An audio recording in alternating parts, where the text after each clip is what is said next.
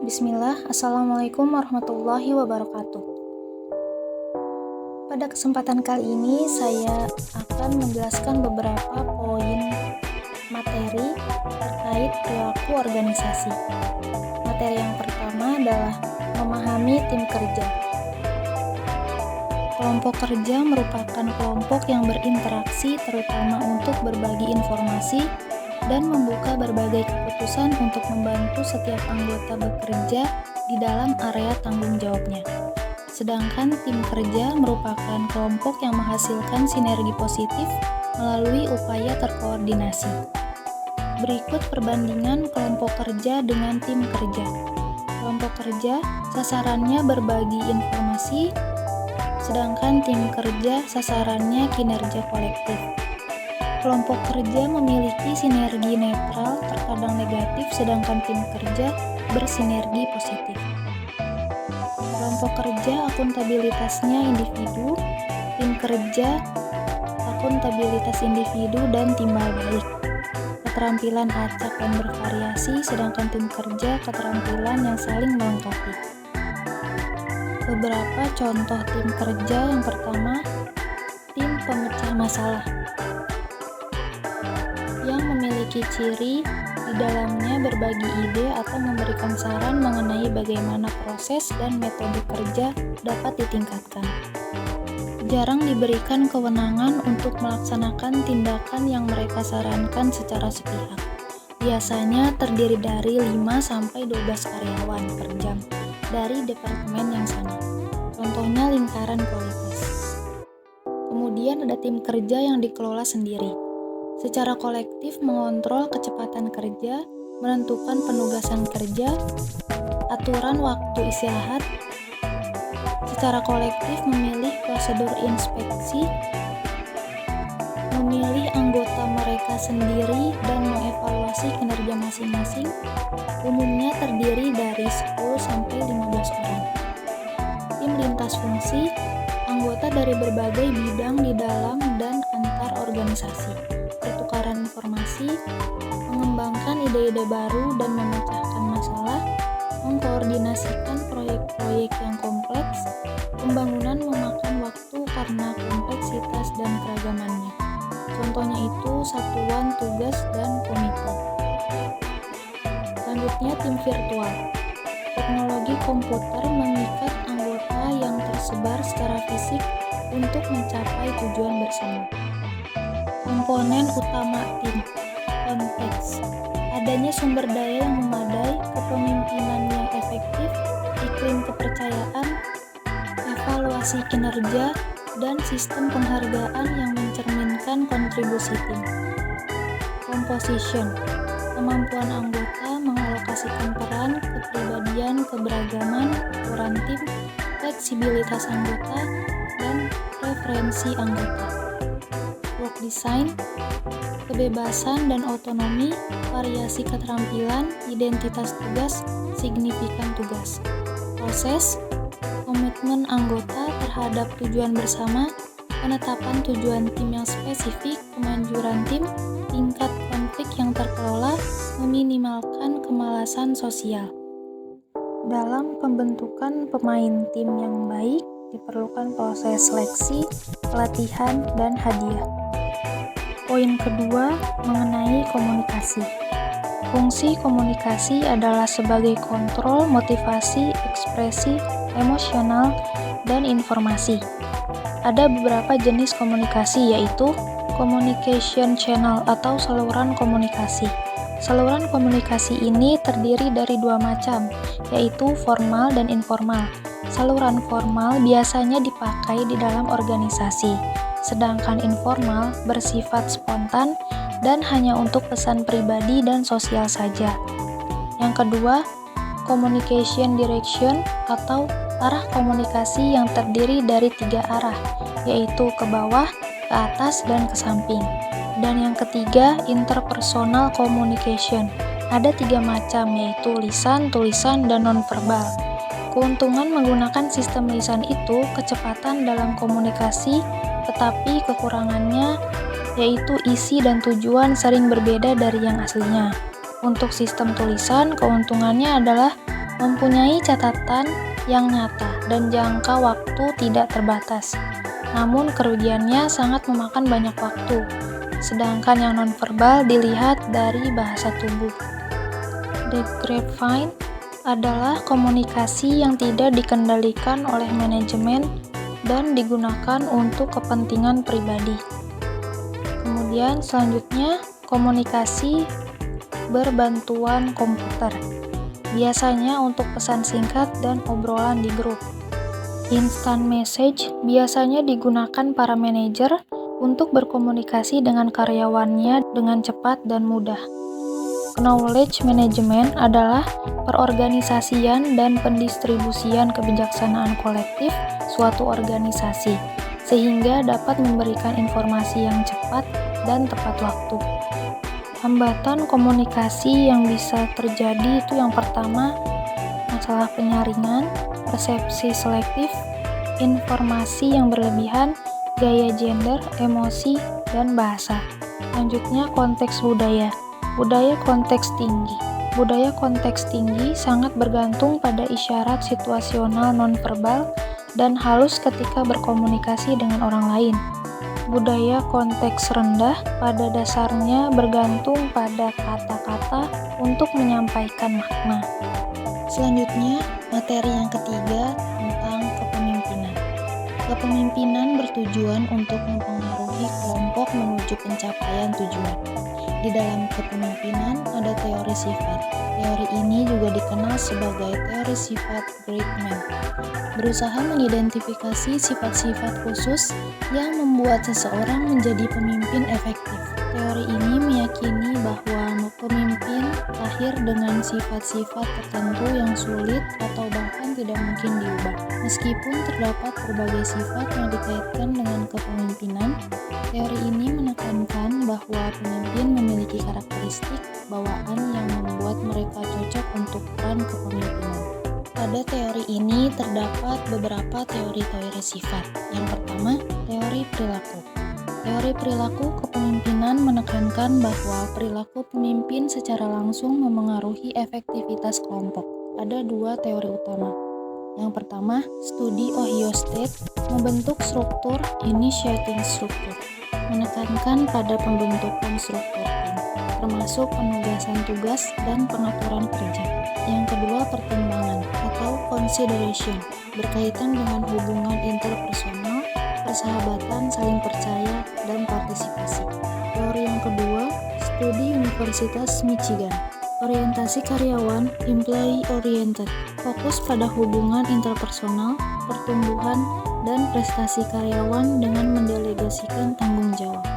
Yang kedua, orientasi produksi, production oriented, lebih menekankan aspek teknik dan hasil produksi, menggunakan kekuatan paksaan dan mengandalkan hukuman untuk memengaruhi perilaku dan prestasi. Selanjutnya adalah teori 1990-an. Biasanya teori ini memiliki sifat yang ambis, semangat, percaya diri, dan mengetahui pengetahuan yang relevan dengan pekerja. Selanjutnya, teori kontingensi. Teori ini menegaskan bahwa hanya ada satu gaya kepemimpinan terbaik. Teori pertukaran pemimpin anggota biasanya dilakukan bertujuan untuk kepuasan yang lebih besar kepada atasannya dan tidak terjadi kesenggangan. Teori jalan jauh. Pemimpin menjadi efektif karena mempengaruhi motivasi mereka atau anggota kelompok, kemampuan untuk melaksanakan pencapaian tujuan, dan memberikan kepuasan pengikutnya. Yang terakhir, teori kepemimpinan karismatik. Pemimpin memiliki karisma, bakat luar biasa, dan mampu motivasi pengikutnya dengan luar biasa. Kemudian, setelah mengetahui jenis-jenis teori kepemimpinan, ada model 5 besar, The Big Five Personality Traits, mengidentifikasi 5 dimensi kepribadian. Yang pertama, kestabilan emosional, neuroticism, stabilitas emosional, dan resistensi terhadap stres, tingkat tinggi. Yang kedua, ekstraversi atau extroversion, aktivitas, energi, dan keberanian sosial. Individu ekstrovert suka bersosialisasi dan enak. Yang ketiga, ketangguhan, openness to experience, keterbukaan terhadap pengalaman baru, ide kreatif, dan pemikiran mendalam. Tingkat tinggi menunjukkan kemauan mencoba hal baru dan kepekaan terhadap seni. Yang keempat, kemurahan hati atau agreeableness, sikap baik, kooperatif, dan toleran terhadap orang lain. Tingkat tinggi mencirikan ramah, perhatian, dan kerjasama. Yang kelima, kesungguhan atau conscientiousness, keterandalan, keteraturan, dan kedisiplinan diri. Tingkat tinggi menunjukkan sikap terorganisir, bertanggung jawab, dan efisiensi dalam menyelesaikan tugas. Untuk menjadi seorang pemimpin perlu meningkatkan kepercayaan. Kepercayaan sebagai elemen kritis dalam hubungan antara individu di dalam organisasi. Kepercayaan memainkan peran penting dalam membentuk budaya organisasi, meningkatkan kerjasama, dan mempengaruhi produktivitas. Ada 3 jenis kepercayaan, yaitu berbasis pencegahan, pengetahuan, dan identifikasi. Untuk membangun kepercayaan, perlu memiliki sifat-sifat berikut, yaitu praktekkan keterbukaan, adil, ungkapkan perasaan Anda, katakan yang sebenarnya, tunjukkan konsistensi, penuhi janji Anda, pertahanan kepercayaan diri, tunjukkan kompetensi. Selanjutnya adalah konflik dan negosiasi. Pengertian konflik.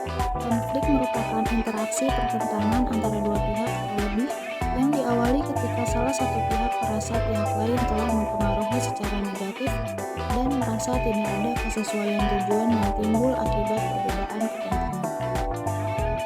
Selanjutnya, perubahan pandangan terhadap konflik. Yang pertama, pandangan tradisional.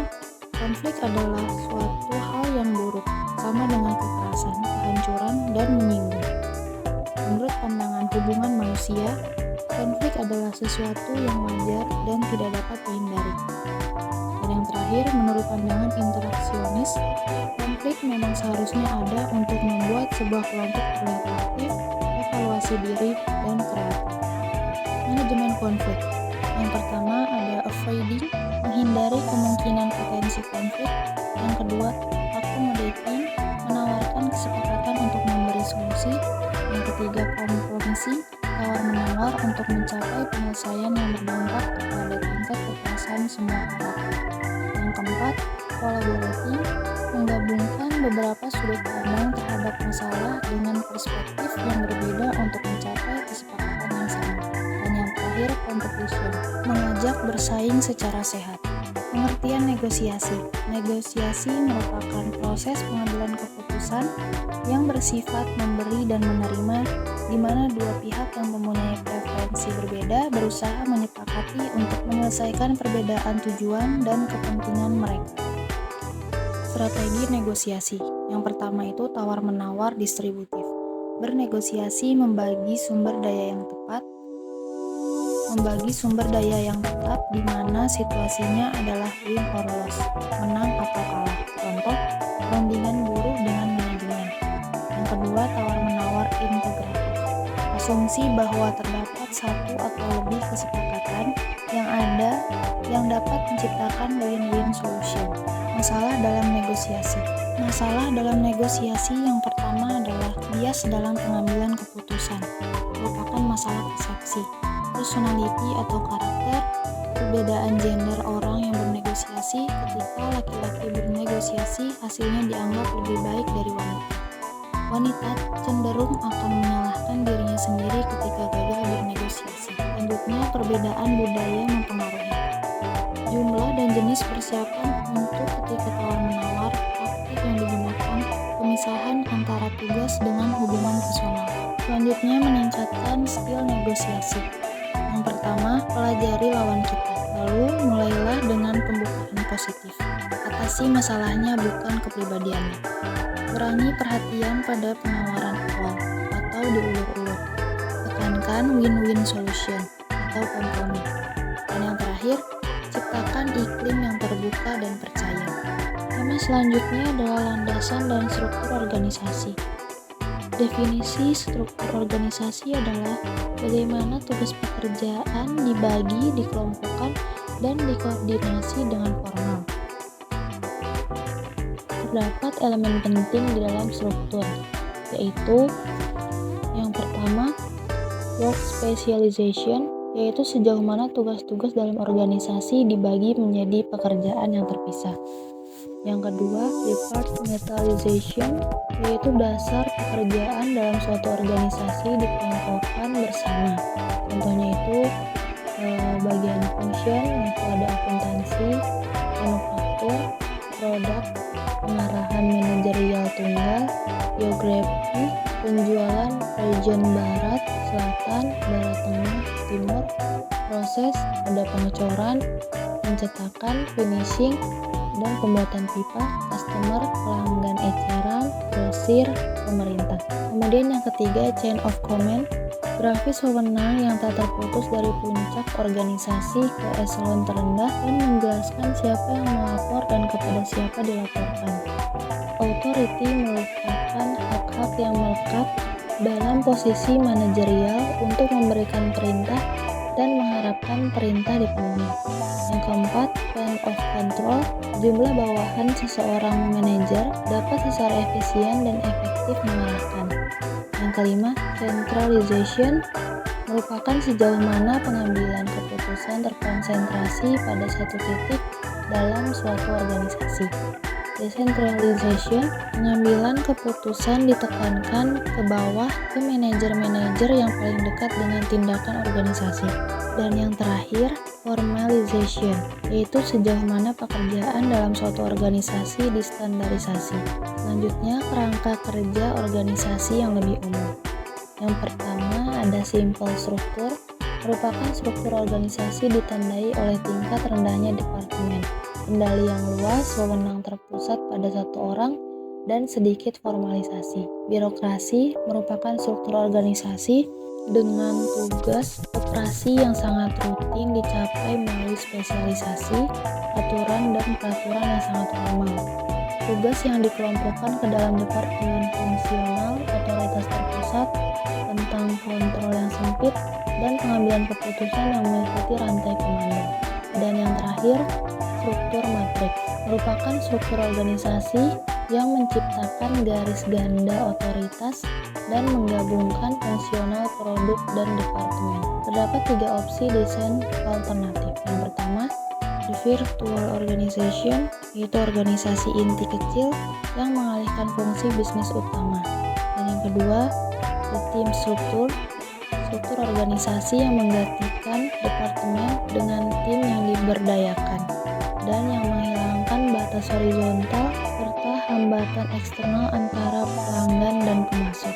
Dan yang terakhir, the boundaryless organization, merupakan struktur organisasi di mana eksekutif berada di pusat, menyebarkan visi mereka keluar dalam lingkaran yang dikelompokkan berdasarkan fungsi. Manajer, kemudian spesialis, lalu pekerja. Tema selanjutnya yang akan kita bahas adalah budaya organisasi. Budaya organisasi adalah sebuah karakteristik yang dimiliki sebuah organisasi yang membedakan organisasi tersebut dengan organisasi lainnya. Karakteristik budaya organisasi. Yang pertama, stabilitas, menjaga supaya organisasi tetap solid. Orientasi tim dan orang, keputusan manajemen mempertimbangkan pengaruhnya kepada orang dalam organisasi. Orientasi hasil yang ingin dicapai. Perhatian terhadap detail, inovasi dan pengambilan risiko. Pekerja dituntut untuk inovatif dan mengambil risiko. Orientasi pada manfaat, manajemen fokus kepada hasil dan manfaat ketimbang sekadar teknik dan proses mendapatkan manfaat tersebut. Yang terakhir, agresivitas. Orang cenderung lebih agresif dan kompetitif daripada easygoing. Budaya organisasi berkaitan dengan bagaimana karyawan memandang 7 karakter di atas, walaupun dia tidak menyukainya. Apakah sebuah organisasi memiliki budaya yang seragam? Sebuah organisasi biasanya itu memiliki budaya yang dominan, yaitu nilai-nilai inti yang dianut semua anggota. Dan yang kedua, subkultur, biasanya berkembang di organisasi yang besar untuk merefleksikan masalah utama, situasi atau pengalaman-pengalaman yang dihadapi oleh para anggota. Fungsi budaya organisasi yang pertama itu memperjelas perbedaan organisasi yang satu dengan yang lainnya. Yang kedua, menyampaikan rasa identitas, memfasilitasi pembentukan komitmen terhadap sesuatu yang lebih besar ketimbang diri sendiri. meningkatkan stabilitas sistem sosial. Budaya adalah perekat sosial yang membentuk menghimpun organisasi bersama, sense making, dan mekanisme kontrol yang membimbing dan membentuk sikap dan perilaku pekerja. Budaya sebagai kewajiban. Nilai bersama tidak sesuai dengan efektivitas organisasi. Lingkungan itu dinamis. Budaya yang mengakar dalam perubahan yang cepat menghambat kemampuan untuk merespon perubahan. Bagaimana budaya perusahaan dimulai? Sumber utama budaya organisasi adalah pemiliknya sendiri. Perubahan budaya terjadi ketika pergantian kepemimpinan, krisis dramatis yang sudah ada atau baru, organisasi yang masih baru dan kecil, dan yang terakhir budaya yang lemah. Untuk menciptakan budaya organisasi yang etis, jadilah panutan yang terlihat. Yang kedua, komunikasikan bagaimana etika yang diinginkan, memberikan pelatihan etika, memberikan reward kepada yang melakukan perbuatan beretika dan menghukum yang tidak beretika. Dan yang terakhir, menyediakan mekanisme pelindungan. Menciptakan budaya merespon kepada konsumen. Perusahaan menyadari bahwa ini adalah cara agar pelanggan tetap loyal dan memberikan profit jangka panjang. Unsur-unsur untuk menciptakan budaya responsif kepada customer yang pertama, tipe karyawan, formalisasi rendah, tidak terlalu formal ketika merespon, kemampuan mendengar yang baik, kejelasan peran, karyawan yang menunjukkan perilaku kebiasaan organisasi. Dan selanjutnya adalah perubahan dan pengembangan organisasi. Perubahan organisasi adalah perubahan dimulai pada satu titik, berlanjut melalui serangkaian tahap, dan mencapai puncak dalam hasil yang diharapkan oleh mereka yang terlibat berupa perbaikan dan titik awal. Pengembangan organisasi adalah suatu pendekatan sistematis yang bertujuan untuk meningkatkan efektivitas organisasi melalui perubahan dan pengembangan budaya, struktur, dan proses kerja yang ada di dalamnya. Dalam pengembangan organisasi, human resource merupakan departemen atau fungsi yang bertanggung jawab dalam mengelola sumber daya manusia di dalam sebuah organisasi, termasuk dalam pengembangan dan perekrutan. Perubahan dan pengembangan organisasi adalah proses yang melibatkan perubahan komponen utama organisasi, seperti budayanya, teknologi, atau infrastruktur yang mendasarinya, yang digunakan untuk beroperasi, atau proses internalnya. Kekuatan untuk perubahan.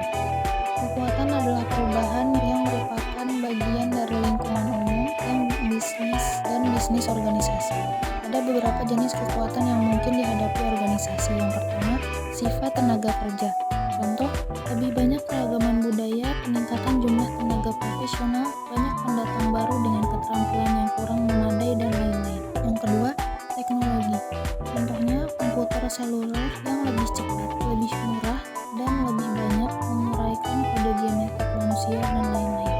Yang ketiga, kompetisi. Contoh, kompetisi global, merger dan konsolidasi, pertumbuhan e-commerce, dan lain-lain. Yang keempat, politik dunia. Contoh, perang melawan terorisme setelah kasus 11 November 2001 di UTC, meningkatnya permusuhan di Timur Tengah, dan lain-lain. Yang kelima, tren sosial. Contoh, perang obrolan internet, WhatsApp, Telegram, Line, meningkatnya minat terhadap kehidupan berkembang, dan lain-lain. Change agent atau agen perubahan. Orang dalam organisasi yang bertanggung jawab untuk mengelola kegiatan perubahan dalam perusahaan, seperti manajer, karyawan, konsultan. Resistensi adalah perilaku yang melakukan penolakan dalam kondisi tertentu. Resistensi individu terhadap perubahan.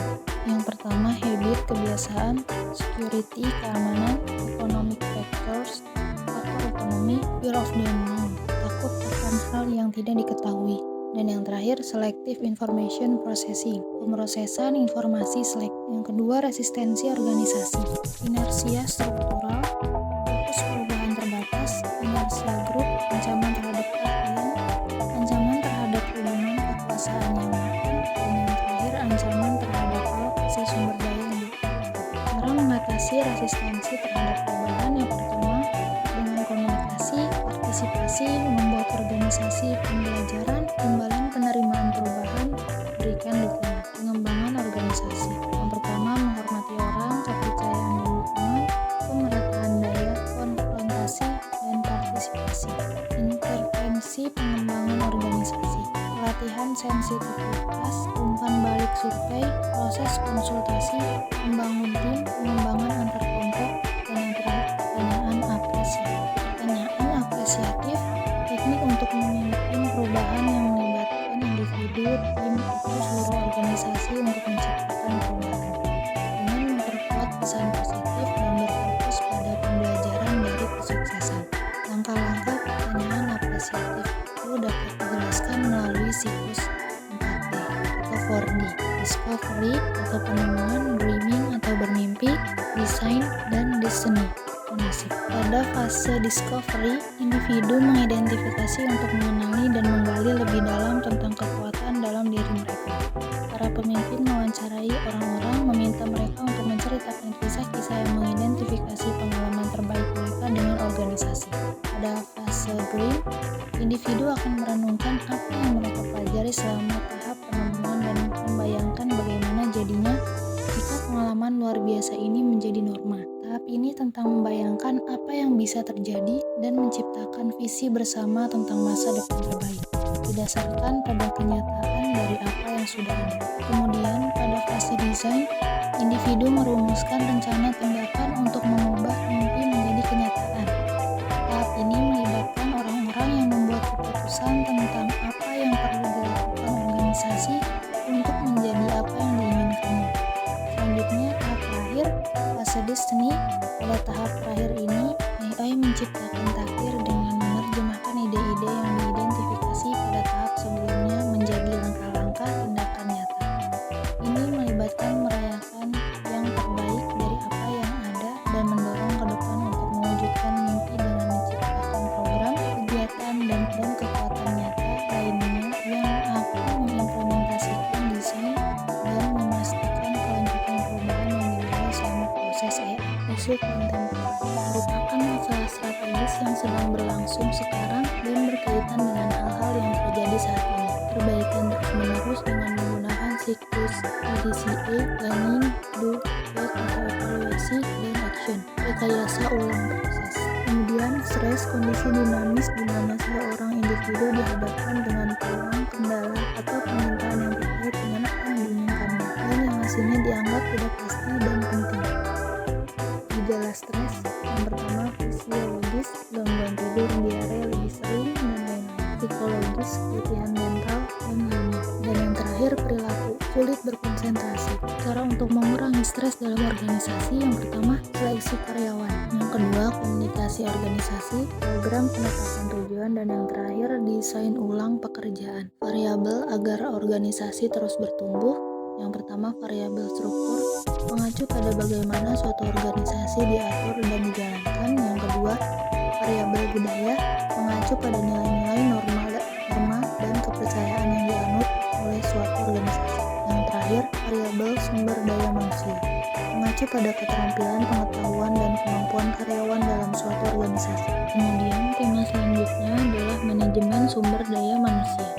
Manajemen sumber daya manusia adalah perencanaan, perorganisasian, pengarahan, pengawasan kegiatan-kegiatan pengadaan, pengembangan, pemberian kompensasi, dan pengintegrasian, pemeliharaan karyawan atau pegawai agar tercapai tujuan-tujuan individu, organisasi, dan masyarakat. Fungsi-fungsi dari manajemen sumber daya manusia, yang pertama perencanaan sumber daya manusia, pengangkatan dan pemberhentian karyawan, pengupahan tunjangan, penilaian kerja, pengembangan karir, pelatihan dan pengembangan, keselamatan dan kesehatan kerja, dan yang terakhir, penerapan efektivitas hubungan kerja. Tujuan manajemen sumber daya manusia itu yang pertama adalah pengembangan sistem kerja dengan kinerja tinggi yang meliputi proses perekrutan, seleksi, sistem insentif, serta pengembangan manajemen dan aktivitas pelatihan yang terkait dengan kebutuhan perusahaan. Yang kedua, mengembangkan praktik manajemen dengan komitmen tinggi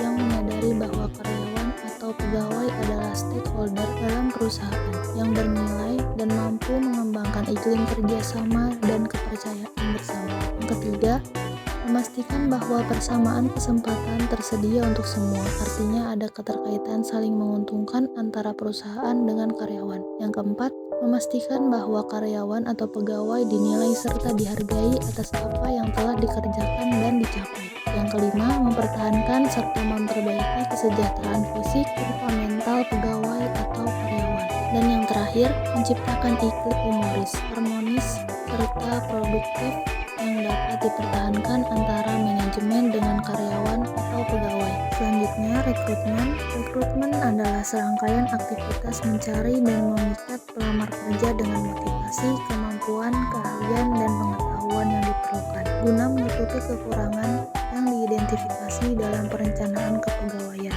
Rekrutmen merupakan proses awal untuk memenuhi kebutuhan akan sumber daya manusia dalam organisasi. Rekrutmen diawal dengan proses perencanaan pelamar baik dari internal atau eksternal.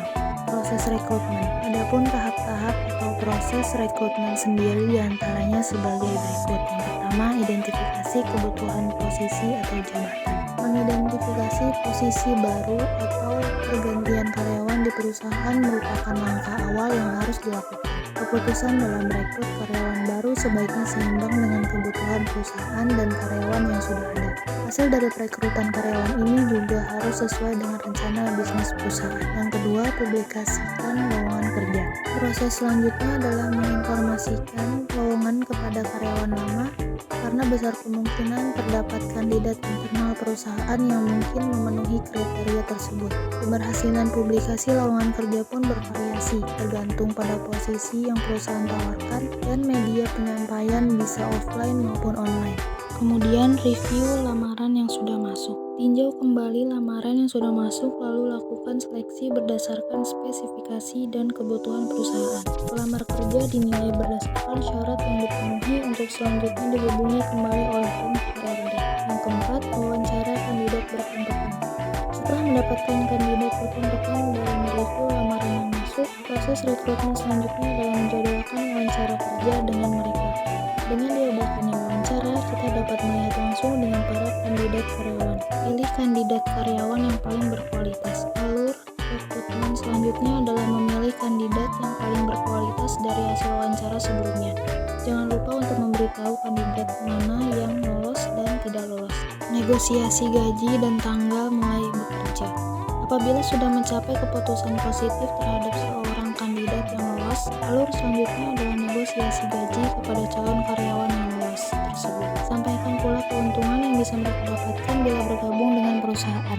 Proses ini sekaligus menentukan tanggal mereka mulai bekerja. Dan yang terakhir, menyambut karyawan baru. Dan tahap terakhir dari alur atau proses rekrutmen adalah menyambut karyawan baru. Jagalah hubungan baik dengan karyawan baru dari mereka mulai menerima penawaran kerja dan sambut mereka dengan keadaan yang positif. Tetapkanlah seorang mentor yang akan menjadi pembimbing tugas posisi yang dibutuhkan dan pastikan pula ia merasa diterima oleh karyawan lainnya. Metode rekrutmen. Terdapat dua metode dalam rekrutmen, yaitu metode terbuka. Metode terbuka adalah ketika penarikan diinformasikan secara luas dengan memasang iklan pada media massa cetak maupun elektronik agar tersebar luas ke masyarakat. Dengan metode terbuka diharapkan lamaran banyak masuk sehingga kesempatan untuk mendapatkan karyawan yang qualified lebih besar. Metode tertutup. Metode tertutup adalah ketika penarikan hanya diinformasikan kepada para karyawan atau orang-orang tertentu saja. Akibatnya lamaran yang masuk relatif sedikit sehingga untuk mendapatkan karyawan yang baik relatif terbatas. Selanjutnya, seleksi. Seleksi adalah kegiatan suatu perusahaan atau instansi atau organisasi untuk memilih pegawai yang paling tepat dan dalam jumlah yang tepat pula dari calon yang dapat ditarikan. Langkah-langkah seleksi. Setiap perusahaan berbeda-beda dalam menentukan langkah-langkah yang digunakan dalam kegiatan seleksi. Walaupun tidak ada standar dalam menentukan langkah-langkah seleksi, tapi secara umum dapat ditentukan sebagai berikut. Yang pertama, menerima lamaran kerja, kemudian wawancara pendahuluan, tes psikologi, pemeriksaan referensi, wawancara seleksi persetujuan atau langsung, pemeriksaan kesehatan, dan induk atau orientasi. Tema selanjutnya yang akan kita bahas adalah motivasi dasar. Motivasi adalah kesediaan seseorang untuk mengerahkan upaya tinggi untuk memuaskan beberapa kebutuhan atau keinginan individu. Teori motivasi ini ada model hierarki kebutuhan Maslow. Teori motivasi ini menggambarkan 5 tingkat kebutuhan manusia dan berpendapat bahwa kebutuhan dasar harus dipenuhi sebelum orang bekerja. bekerja untuk memenuhi kebutuhan tingkat yang lebih tinggi. Berikut contoh hierarki kebutuhan Maslow. Yang pertama, seseorang itu akan memenuhi kebutuhan fisiknya, kemudian naik ke tingkat berikutnya kebutuhan keselamatan dan keamanan, hingga ke aktualisasi diri. Teori motivasi kebersihan Hertzberg. Faktor kebersihan. Faktor-faktor ini juga sering disebut sebagai faktor penghalang atau faktor kontekstual. Mereka tidak secara langsung meningkatkan motivasi, tetapi ketiadaannya atau ketidakpuasan terhadap faktor-faktor ini dapat menyebabkan ketidakpuasan dan kurangnya motivasi. Faktor motivasi yaitu faktor-faktor yang benar-benar meningkatkan motivasi dan kepuasan kerja. Mereka berkaitan dengan pekerjaan itu sendiri dan memberikan kepuasan pribadi. Berikut perbandingan antara kebersihan dan motivator. Faktor kebersihan, kebijakan perusahaan, pengawasan, kondisi kerja, gaji, hubungan dengan teman sebaya, status, keamanan. Seluruh faktor-faktor ini berkontribusi terhadap ketidakpuasan kerja. Kemudian motivator, yang pertama itu pengakuan, pencapaian, bekerja sendiri, tanggung jawab, peluang untuk maju, pertumbuhan. Seluruh faktor-faktor ini berkontribusi terhadap kepuasan kerja. Kemudian teori McGregor X and Y. Teori motivasi X mengasumsikan bahwa sebagian besar orang pada dasarnya tidak menyukai kerjaan dan akan mencoba menghindarinya jika memungkinkan.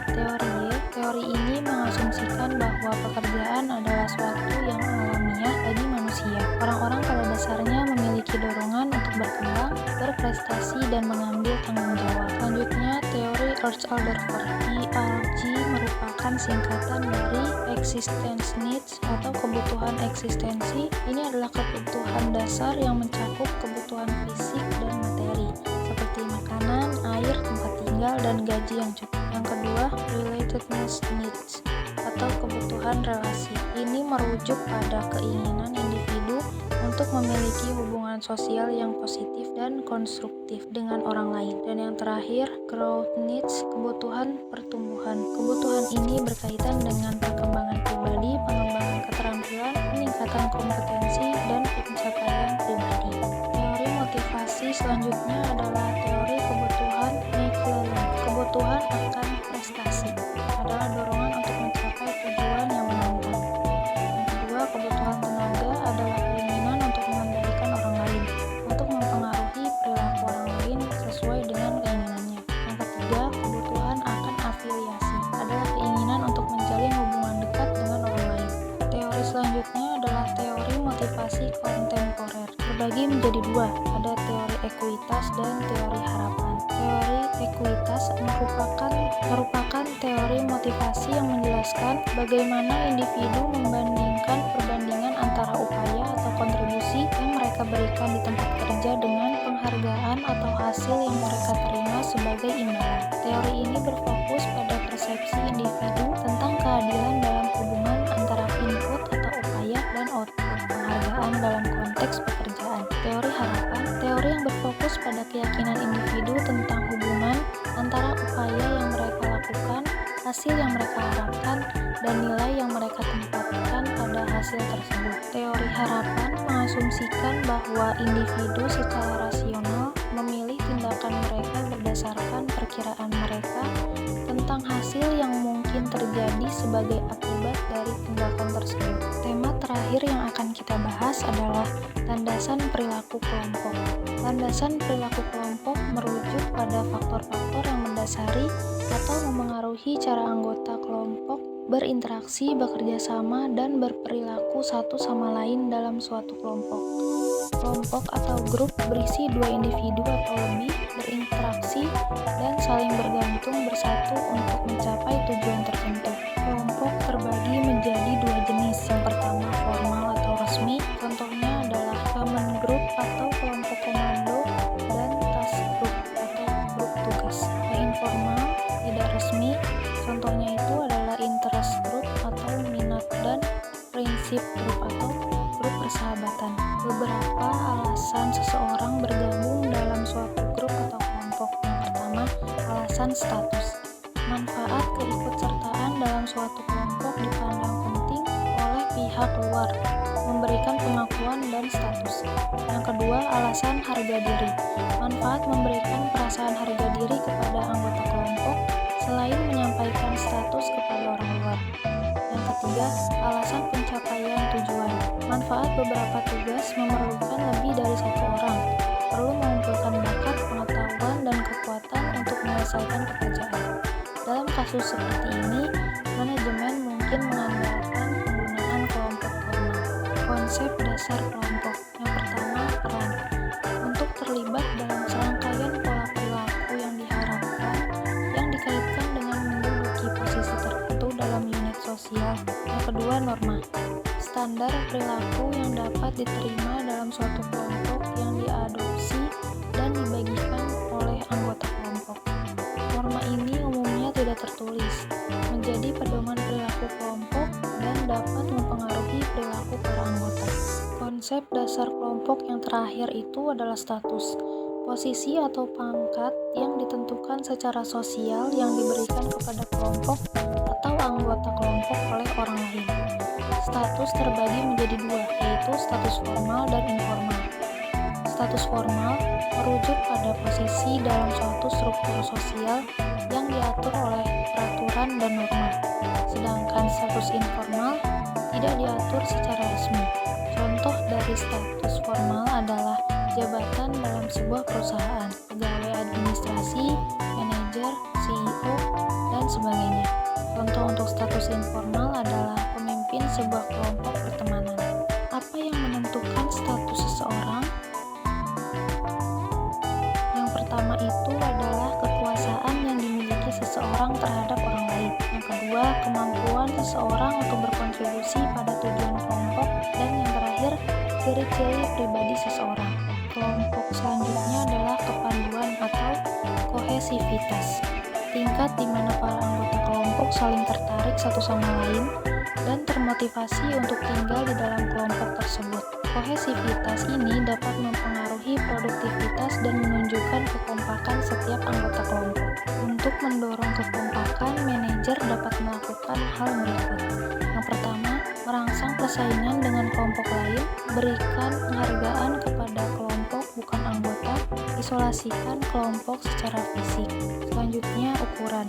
Kelompok yang lebih kecil dapat menyelesaikan tugas dengan lebih cepat.